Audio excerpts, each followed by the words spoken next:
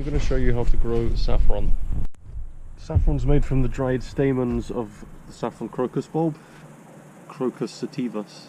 Gotta make sure it's that one. You don't want a decorative cultivar.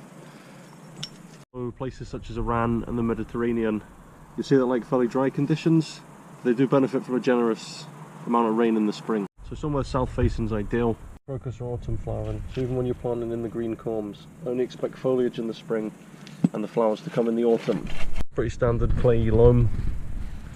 So I'm going to incorporate some sharp sand just to help with the drainage and ensure the bulbs don't sit waterlogged all winter, especially this first year when they're establishing. So it's just a wee handful of sand.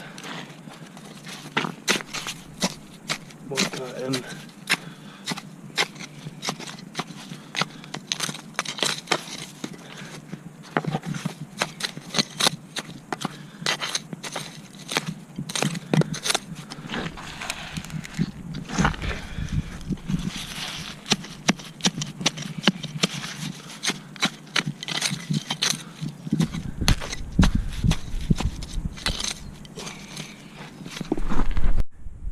So now I'm going to plant them about 4 or 5 inches deep, 6 inches apart.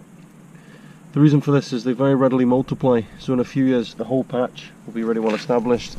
We'll get a nice dense coverage.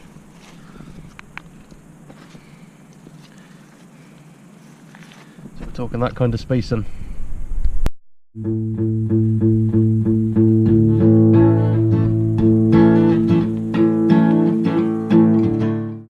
then we just bury them back up. We'll do that for the whole row. That'll be a nice patch of crocus and a nice yield of saffron hopefully in the autumn.